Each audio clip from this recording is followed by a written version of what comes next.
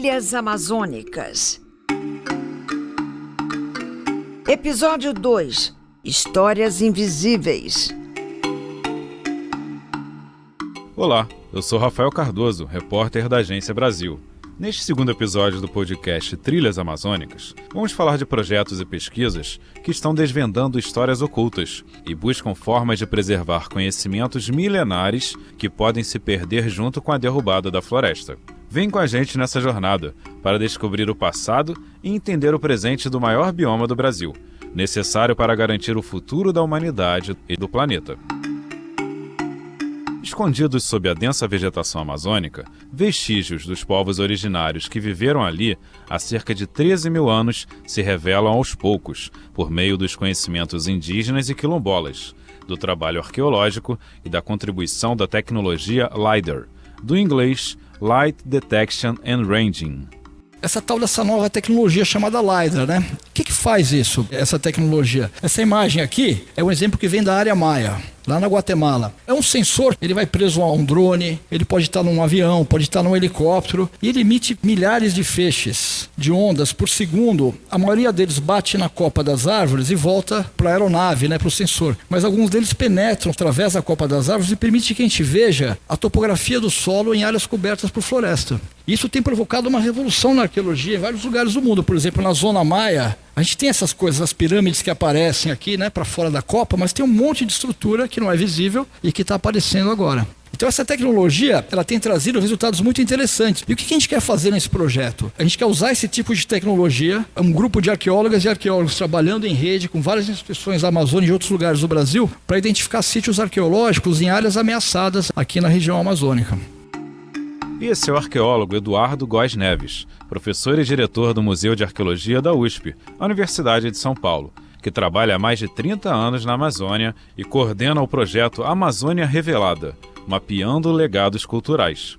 Eu recebi um e-mail um dia, eu acho que foi no começo de 2021, da Fundação National Geographic Society, fazendo a seguinte proposta: se a gente oferecesse recursos para você para proteger algum lugar histórico que esteja ameaçado, algum monumento histórico, que tipo de proposta você faria, né? E eu disse a eles, por que a gente não trata a Amazônia como um lugar histórico que está bastante ameaçado no presente? Porque uma coisa que a arqueologia tem mostrado para nós nos últimos anos, um movimento que começa na antropologia social, mas depois passa para a arqueologia, que passa a entender a Amazônia, que a gente conhece hoje em dia, como um produto da história das populações tradicionais, dos povos indígenas, mas também das populações quilombolas, ribeirinhas, beiradeiras, né, que vem ocupando a região há pelo menos 13 mil anos. E essa ideia de pensar a Amazônia como um lugar histórico, não só como patrimônio natural, mas como patrimônio biocultural, ela serviu de base para as pesquisas arqueológicas que têm orientado nossas atividades na Amazônia nos últimos 30 anos, né? Antes do LiDAR, muitas descobertas arqueológicas foram feitas em áreas com movimentação de solo e transformação da paisagem, caso dos geoglifos encontrados no Acre. Na região do sudoeste da Amazônia brasileira, no sul do Amazonas, leste de Rondônia, na Bolívia e no Acre, por causa do desmatamento, centenas de estruturas como essas têm sido reveladas nos últimos 20 anos, eu diria. São estruturas geométricas conectadas por estradas. Está vendo que tem uma linha reta aqui? Essa linha reta é uma estrada arqueológica. Essas áreas hoje estão cobertas por pastos e estão sendo destruídas, porque os fazendeiros dessa região do Acre, eles creem que a presença desses sítios pode atrapalhar as atividades econômicas que eles desenvolvem ali. Então a gente tem casos de destruição deliberada desses sítios. Isso está acontecendo no Acre, principalmente. Esses geoglifos são estruturas quadradas, retangulares, foram cobertas de floresta. Tem pasto hoje porque foi desmatado nos últimos 40, 50 anos. Né? A gente desconfia que devia ser alguma forma de capoeira quando esses sítios foram ocupados. Alguns desses sítios, que são montículos, nós escavamos esse sítio aqui chamado Sol de Campinas. São vários montículos, o fazendeiro passou a máquina aqui, ele destruiu essa parte do sítio. Mas são esses montículos conectados a essas estradas. O nosso trabalho foi feito aqui, uma demanda do Ministério Público Federal, porque essa torre foi colocada nesse local ao lado dessa estrada. E havia um debate se essa estrada era uma estrada antiga, indígena, ou uma estrada recente. E a gente fez escavações em 2014, no sítio escola, e demonstramos, a partir do nosso trabalho, que essa estrada, ela tem pelo menos 1000 anos de idade. Então, de novo, é um contexto não só de sítios formados por montículos e aterros, mas por uma rede de caminhos e estradas, criando uma rede mesmo, né, com uma marca muito forte na paisagem. A tecnologia tem revelado verdadeiras redes de lugarejos conectados por estradas, um urbanismo ancestral. A estimativa é de que existam mais de 10 mil estruturas construídas por esses povos, escondidas sob a floresta, como montículos, canais, aterros, campos drenados, campos de cultivo e estradas. E a gente percebe que houve um processo de transformação, de criação de paisagens por parte dos povos indígenas, formando a Amazônia que a gente conhece hoje em dia. E acho que a gente pode falar em urbanismo, né? Para alguns lugares da Amazônia, há arranjos de sítios arqueológicos que a gente pode tratar como evidência de formas de urbanismo no passado. Muita diversidade cultural, e eu acho que uma mensagem política importante é a ideia de produção de abundância, que é um problema de olhar, a gente vê essa relação colonialista interna que existe aqui no Brasil com relação à Amazônia, uma dificuldade de entender essa história de produção de abundância. Produção de abundância. A própria riqueza biológica e a composição da floresta amazônica podem ser frutos da interferência humana. A ocupação indígena da Amazônia, hoje a gente sabe que ela tem pelo menos 13 mil anos. Ela é tão antiga, com exceção talvez de alguns lugares no Piauí, no Mato Grosso, outros lugares aqui na América do Sul, que a Amazônia é um centro independente de domesticação e cultivo de plantas. Várias plantas importantes cultivadas no mundo inteiro foram primeiro cultivadas aqui. Mandioca, taioba, pupunha, amendoim, tabaco, coca, cupuaçu, castanha, guaraná, abacaxi, batata doce, cacau, açaí. Plantas cultivadas há milhares de anos na Amazônia e que conquistaram o mundo. E foram os habitantes do passado que criaram as condições para que esse cultivo fosse possível. Por exemplo, falando sobre as terras pretas, né? São muito conhecidas pelo interior da Amazônia. E o que são essas terras pretas? São solos escuros, muito férteis, superprodutivos, que foram produzidos pelos povos indígenas no passado. As terras pretas ali, elas têm mais ou menos 4.500 anos de idade, mas elas ficam mais disseminadas a partir de 2.500 anos atrás. E hoje em dia as pessoas procuram esses locais para cultivar. São solos importantes, quer dizer, a atividade indígena no passado modifica os solos, né? Uma ideia, uma profecia que se autorrealizava na arqueologia amazônica é que os solos eram muito pobres e, portanto, ninguém vivia aqui, não dava para fazer roça, mas a gente mostra que os solos foram modificados pelos povos indígenas do passado. As descobertas indicam que de 8 a 10 milhões de pessoas viviam em toda a região amazônica, quando Cristóvão Colombo chegou às Antilhas em 1492. Entre as descobertas estão cerâmicas com data de 7 mil anos.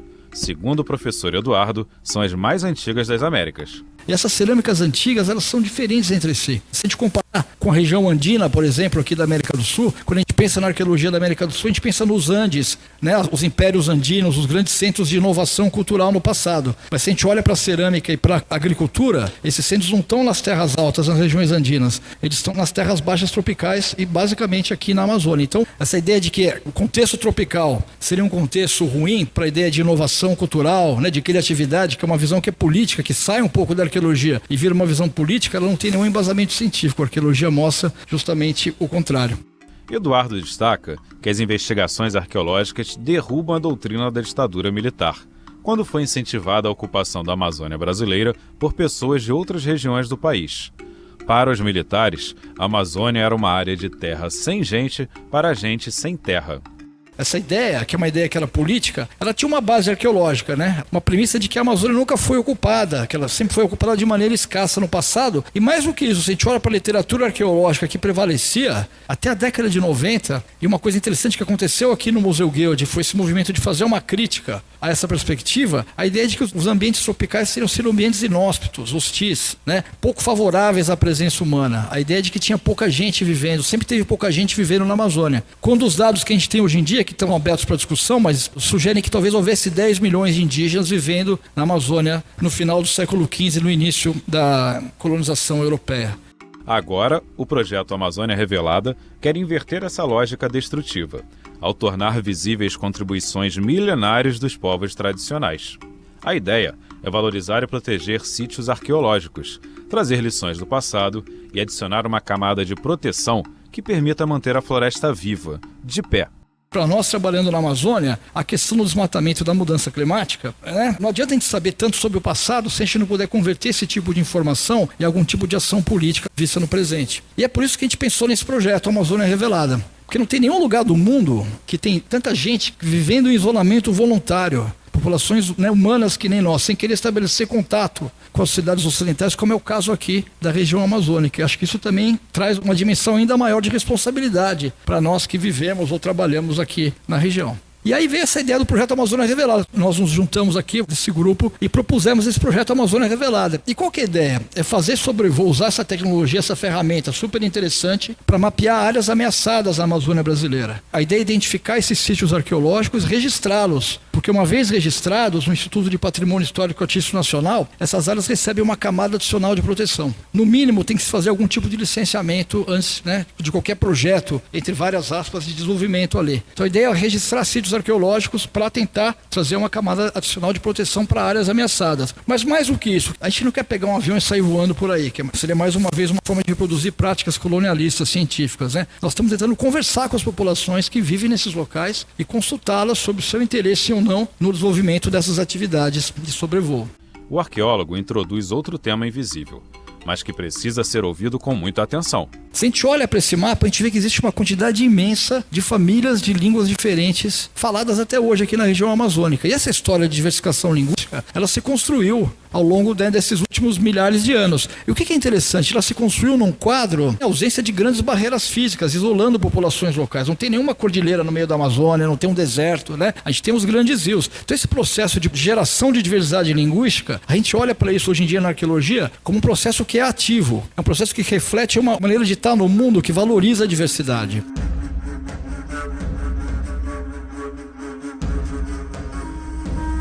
Vamos então ouvir a linguista Altaci Kokama, guardiã da Amazônia. Essa é a apresentação solene de Altaci.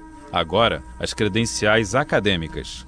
O projeto de revitalização nossa do Brasileirinho vai para todo o Amazonas e conforme eu vou subindo na formação, especialização e mestrado, eu vou indo, adentrando a Amazônia, tanto brasileira, peruana e colombiana, porque o meu povo está na tríplice fronteira, com as oficinas, com os trabalhos, com o empoderamento de povos e comunidades tradicionais. Termino o doutorado em 2016, retorno para o estado do Amazonas, e em 2019 eu passo desenvolvendo trabalho como gerente de educação escolar indígena, continuando com o processo de documentação, oficinas de língua indígena, principalmente a do meu povo. E em 2019 eu passo no concurso para a Universidade de Brasília. Sou a primeira professora indígena da Universidade de Brasília. Atualmente eu estou no Ministério dos Povos Indígenas e continuo com os projetos na Amazônia, né, no Centro de Ciências e Saberes Tradicionais Kokama Lua Verde, piloto de revitalização de língua. Unindo os saberes tradicionais e acadêmicos, a educadora buscou ensinar também o português para os parentes. Dessa forma, eles entenderiam melhor seus direitos e poderiam lutar por eles. Eu fiquei muito tempo trabalhando como professora indígena na Vila de Betânia, comunidade da minha avó.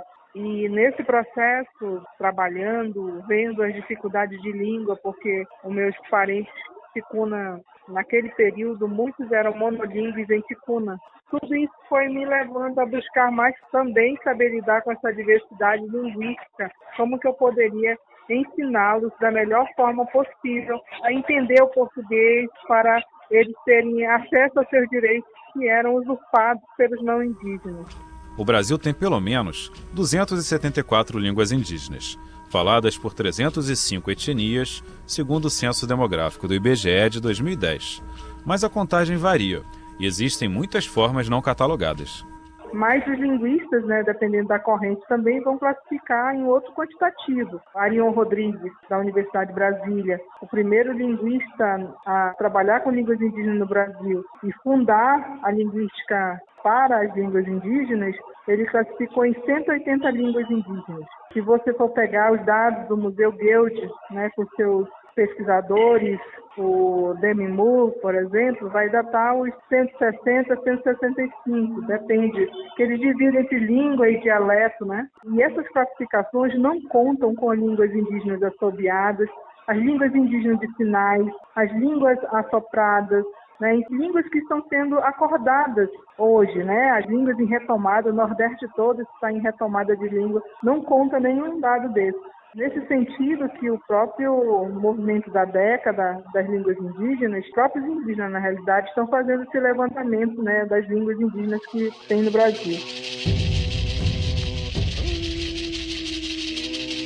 Línguas que estão sendo acordadas. Esse é um dos trabalhos de Altaci como co-presidente da Força Tarefa Global para uma década de ação pelas línguas indígenas da Unesco. Passo importante para a continuidade desse saber ancestral, já que muitas línguas correm o risco de desaparecer na próxima década por ter poucos falantes. Cada saber que tem na língua indígena tem um impacto dentro do território. E precisa se fazer esse levantamento. E só quem sabe fazer isso são os próprios povos indígenas. É nesse sentido que o planeta ele fica vivo. Sem esses saberes, nós vamos perder quantos de conhecimento e vamos estar remando, gastando horrores de dinheiro para fora para vir uma tecnologia para dentro para dar uma resposta que a gente sabe que não vai dar, porque a resposta está com quem conhece e quem vive dentro da Amazônia. A luta de Altaci para preservar esses sistemas culturais é importante não apenas para os povos indígenas, mas para toda a humanidade. Seus passos vêm de longe. Tudo que existe na Amazônia tem um significado para os povos indígenas. Tem uma história, tem uma narrativa de origem e tudo mais. Essa planta que tem uma raiz que retira o mercúrio da água é uma história da árvore protetora na língua indígena. Se não fosse pesquisado a fundo, seria só uma árvore protetora. Quando o pesquisador viu a história, foi fazer o teste no laboratório e realmente comprovou que a raiz dessa árvore, que fica à margem dos Solimões, retira o mercúrio da água. Então, um saber guardado dentro do povo está contribuindo para deixar o rio limpo. Agora, quantos saberes nós temos de histórias que estão dentro das línguas, dos remédios, das curas, que é passado de geração para geração e que não há investimento na ciência para que possa colocar também o conhecimento existente nas línguas indígenas de igual modo para ser testado, não para ser patenteado e levado ao mercado a venda do produto, desconsiderando o conhecimento indígena, mas de igual para igual. Então, todos esses conhecimentos que existem e tudo o que há é retirado de algum conhecimento que estão nas línguas indígenas, só que não dão crédito. Para que todo esse legado ancestral não se perca, a linguista pede maior atenção da sociedade e do Estado, com valorização e investimentos. É preciso reflorestar as mentes. Campanhas que nós chamamos de reflorestar mentes. As alternativas que o mundo tem hoje para voltar a ser um planeta sustentável e que possa dar uma condição de vida melhor para a população. Precisa haver também uma campanha para divulgação da importância das línguas indígenas para salvar o planeta, né, para frear o aquecimento global. E isso tudo requer dinheiro, né? Está faltando investimento dentro da própria Amazônia. Isso eu estou falando das línguas indígenas da Amazônia, mas tem as línguas indígenas de todos os biomas. Então, se houver financiamento para o fortalecimento dessas línguas, com certeza isso vai salvar todos os biomas do Brasil e com isso contribuir para salvar o planeta. A Guardiã Cocama alerta: salvar as línguas tradicionais da extinção é salvar o planeta.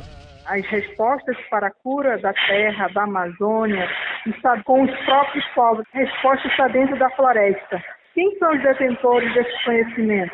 Os povos indígenas, os povos tradicionais, quem vive dentro da floresta. E ninguém vive sem uma língua, sem uma comunicação. Como que os dados apresentados ali apareceram? Apareceram porque alguém contou. A questão da medição das árvores, da localização. É quem vive na Amazônia que tem aquela vivência. Então, é a língua. Não tem como, né? Então, preservar as línguas, preservar os saberes, preservar esses saberes que estão contribuindo para salvar a Amazônia, salvaguardar a vida do planeta, né? Salvar a vida do planeta.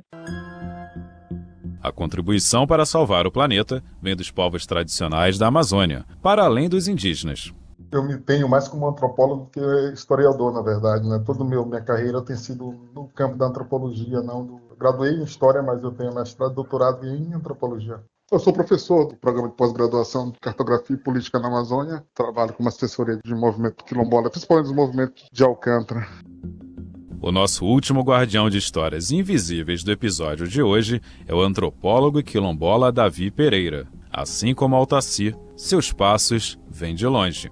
Eu sou de uma comunidade quilombola chamada Itamatatiba, né? Território quilombola. Eu cresci nesse ambiente muito de influência dentro de casa, né, do processo de luta, né? Assim, o pai do meu pai foi processado por luta pela terra, né? Eu tive um tio-avô processado por luta pela terra. Eu cresci muito testemunhando nessa luta da minha comunidade pelas terras, né? A comunidade se organizava para limpar os limites da terra, então é sempre muita tensão o tempo todo com a ameaça de perder o lugar que a gente morava, né? Tanto é que até hoje a gente não tem um título da terra, né? Nosso território não é titulado. E eu criei todo nesse ambiente, né?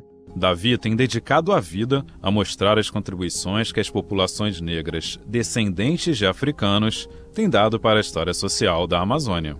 A desvinculação do corpo negro é mais do que uma Amazônia não negra, né? A desvinculação do corpo negro com a ideia de proteção de floresta, de proteção da biodiversidade, do próprio clima, né? Então, como é que 75% da população da Amazônia, né, dos 9 estados que compõem a Amazônia Legal, é composta basicamente por 75% de pessoas pretas, né, que é a combinação pardo-preto, né? Então, é uma população negra em massa, né, 75%. Mas aquilo que está dado na cabeça das pessoas é que não tem a Amazônia negra, né? Então, você tem essa ideia de que a Amazônia é indígena. E aí não é uma coisa de competição, né? A gente sabe todo o processo da relação que os indígenas têm com a Amazônia, mas a minha questão é que nossos corpos, nossa ancestralidade também está assentada na Amazônia, também está assentada na floresta a partir do processo de diáspora forçada, como consequência desse crime da escravidão, né? Que nos mandou para cá, mandou nossos antepassados para cá. A floresta também é nosso lugar de reconexão com a nossa ancestralidade. É o lugar onde a gente achou para recuperar a nossa humanidade, para reimaginar a ideia de comunidade, a ideia de família, a própria ideia de ancestralidade. É a partir da nossa relação com a natureza que é possível a gente reconectar na diáspora com a nossa própria ancestralidade africana, né? Professor do Programa de Pós-Graduação em Cartografia Social e Política da Amazônia, da Universidade Estadual do Maranhão, Davi escolheu batalhar pelas comunidades quilombolas pela via intelectual e científica, utilizando os conhecimentos acadêmicos na defesa de direitos do seu povo. Um dos focos escolhidos foram os mapas. As pessoas não sabem o poder por trás do mapa, né? O mapa é o lugar onde a gente faz a guerra, né? O mapa é o lugar onde a gente elimina o outro, por exemplo, a partir de um poder. Por muito tempo esse mapa ficou sob o monopólio do Estado. Então, por exemplo, como grupos indígenas, quilombolas, quebradeiros de coco, eles passam a usar o mapa como arma contra o próprio Estado, né? Para requisitar direito do Estado. Então o mapa ele pode ser esse lugar que tem uma força vinda da base, né? Uma força política que é super importante na própria ação política do grupo. Esse poder do mapa, é possível que você espacialize no mapa não só, por exemplo, o ponto de uma cidade ou o lugar de uma fronteira, né? Mas como tu pode colocar emoções no mapa, né? Como tu pode colocar o conflito, a dor, a alegria. Esse é um instrumento que é um instrumento poderoso. Uma das atuações do professor é na Corte Interamericana de Direitos Humanos, no processo de Alcântara contra o Estado brasileiro, por causa da base espacial que está no município desde 1983. O Davi também usa os saberes ancestrais e acadêmicos para proteger a Amazônia, de forma coletiva. A ciência que a gente faz, ela não tem necessidade de entrar em conflito com a natureza. Entende? É uma ciência que é ancestral e para a gente é muito complicado, porque toda vez que um pedaço da floresta se perde, ou que as vidas que vivem nessa floresta se perde todo um conjunto epistemológico que a gente nunca mais vai poder reproduzir, nunca mais vai poder existir, né? Então, a forma da gente fazer ciência é uma forma muito parecida com a forma de existir também, que é de compreender que não dá para sacrificar a natureza em nome do desenvolvimento tecnológico que está aí. Obviamente, a natureza para a gente é a tecnologia mais avançada e mais eficiente que existe. Então, a própria natureza já é a tecnologia, né? Então, o que a gente faz é entender isso e viver a partir de como que a natureza nos possibilita. A forma da gente fazer ciência é uma forma muito parecida com a forma de existir, porque a natureza é a tecnologia mais avançada e mais eficiente que existe. Isso é tão verdade que a maioria das áreas preservadas na Amazônia são que estão sob guarda, né, de povos indígenas, quilombolas, quebradeiras de coco, e uma infinidade de outros grupos que vivem tradicionalmente, né, grupos amazônicos, que nem sequer são quantificados pelo Estado. Então, os indígenas têm uma campanha aí para a COP30 que é muito bonita. We are the solution, nós somos a solução. Então, eu super concordo que os grupos tradicionais da Amazônia, elas são a solução para a proteção climática. O grande problema é que essa velha forma de fazer as coisas ocidental, ela está nos matando, né? E não querem ouvir, né? Então, ainda que esses territórios mais preservados hoje na Amazônia são territórios que estejam sob guarda de povos e comunidades tradicionais, ninguém ouve os povos e comunidades tradicionais quando se trata da floresta, né? Então, a gente tem aí um caminho de um desastre anunciado, né? Quem banca ainda a responsabilidade de manter as condições da vida na Terra ainda são os povos e comunidades tradicionais através da proteção do pouco de floresta que é possível, né? Porque a gente está numa guerra que é muito difícil, né? A sabedoria ancestral já está comprovada. Não existe vida sem floresta. Quem tem dinheiro, quem é bilionário nesse mundo, eles estão procurando outra saída, mas a outra saída para eles significa fora da Terra, sabe? Porque eles estão procurando outros planetas para habitar numa possibilidade das condições da Terra ficar tão difícil que seja irreversível, né? Então, a preocupação desse pessoal não está em tentar estancar o problema agora. Eles estão tão convencidos que eles não querem estancar isso, que eles estão mobilizados em encontrar uma outra alternativa, né? Só lembrando, não existe planeta B. E a COP30, que será em novembro em Belém, pode ser a última chance para a humanidade chegar a um acordo e parar de consumir o único planeta que temos disponível. A gente vai continuar lutando sempre, mas é o grito que, se não for feito algo na COP realmente que venha impactar para frear o desmatamento, para frear as invasões nas terras indígenas, que venha demarcar as terras indígenas, políticas efetivas, de ações efetivas, lamentavelmente todos nós vamos pagar um alto preço. Todos nós. Então a COP é decisiva para tudo que há daqui para frente. A luta pela Amazônia, muitas vezes inglória e sempre muito difícil, vai continuar, pelas mãos e palavras de guardiões como Eduardo, Davi e Altaci.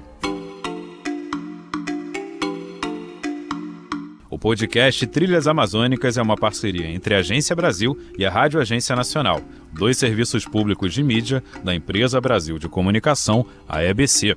A série abre o ano da 30ª Conferência da ONU sobre Mudanças Climáticas, a COP30, a ser realizada em Belém em novembro. A equipe viajou a convite da CCR, patrocinadora do TEDx Amazônia 2024. Não conseguimos recuperar o áudio do professor Eduardo Góes Neves no TEDx Amazônia, então pegamos no YouTube a apresentação que ele fez sobre o projeto Amazônia Revelada na reunião de 2024 da SBPC, a Sociedade Brasileira para o Progresso da Ciência, que ocorreu em julho na Universidade Federal do Pará. Você encontra mais detalhes sobre o projeto no site amazoniarevelada.com.br. A reportagem, entrevistas e apresentação foram minhas, Rafael Cardoso. Adaptação, roteiro, edição e montagem de Akemi Nitahara.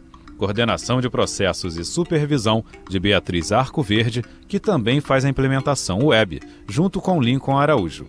Mara Régia gravou a vinheta e os títulos dos episódios. A trilha sonora original foi composta para nós por Ricardo Vilas.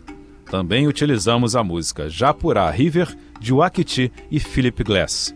Identidade visual da equipe de arte da EBC. O tema do próximo episódio do Trilhas Amazônicas é a bioeconomia, com ideias para unir desenvolvimento econômico com o socioambiental.